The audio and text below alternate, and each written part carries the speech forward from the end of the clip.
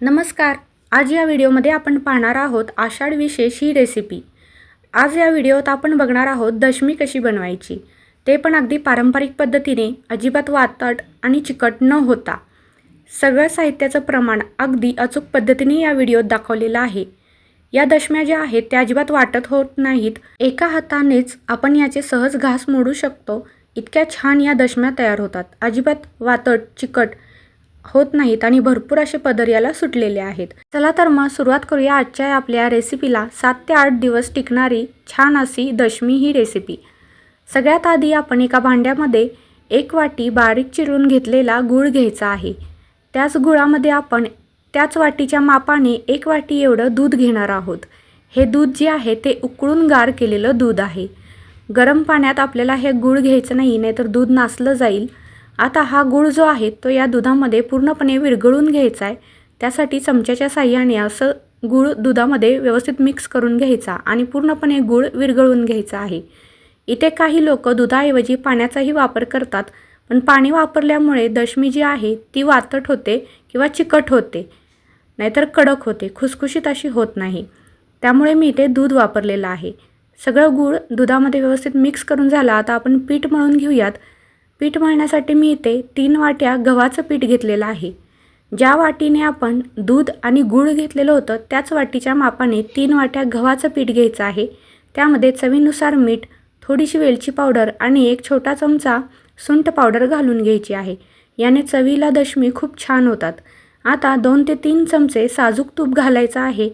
तुम्ही इथे तुपाऐवजी तेलसुद्धा वापरू शकता, पण तूप घेतल्यामुळे ह्या दशम्या ज्या आहेत त्या अतिशय खमंग होतात.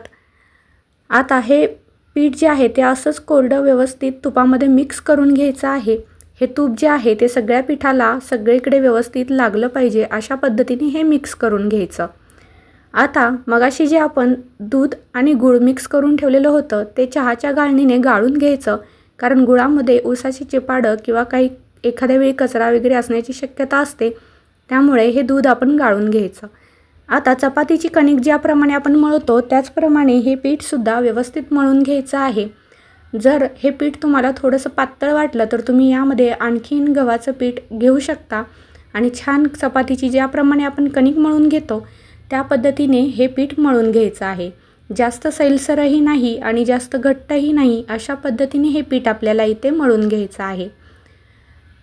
सगळं पीठ व्यवस्थित मिक्स करून घ्यायचं आणि अशा पद्धतीने तुम्ही बघू शकता जास्त घट्टही नाही आणि जास्त सैलही नाही, अशा पद्धतीने हे पीठ मी इथे मळून घेतलेलं आहे. मळून पीठ घेतल्यानंतर त्यामध्ये पुन्हा एकदा मी 1 चमचाभर तेल घेतलेलं आहे.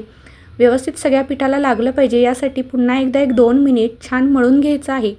तुपाचा फ्लेवर दशमीला खूप छान असा लागतो, त्यामुळे मी तेलाऐवजी या संपूर्ण रेसिपीमध्ये साजूक तूपच वापरलेलं आहे.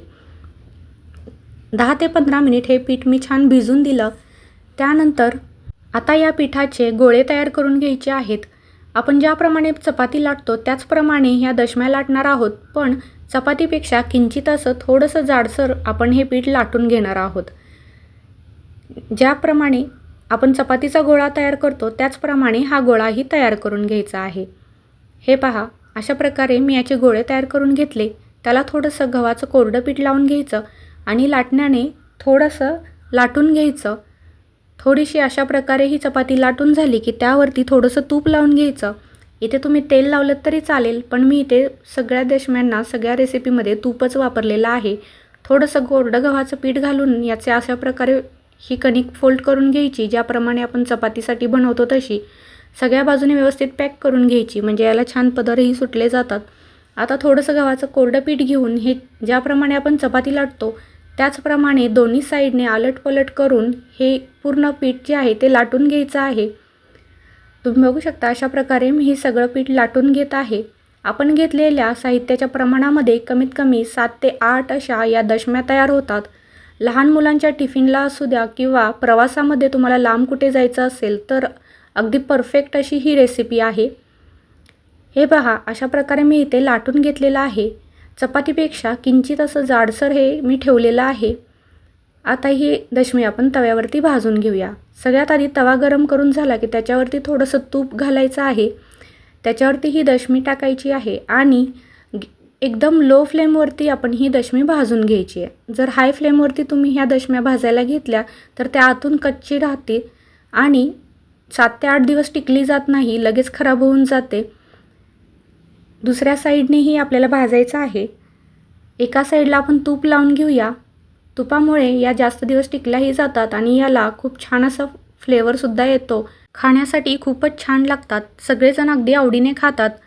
अशा प्रकारे दोन्ही साईडला व्यवस्थित चमच्याने तूप लावून घेऊन मी दोन्ही साईडला लो फ्लेमवरतीच ही खरपूस अशी दशमी भाजून घेतलेली आहे.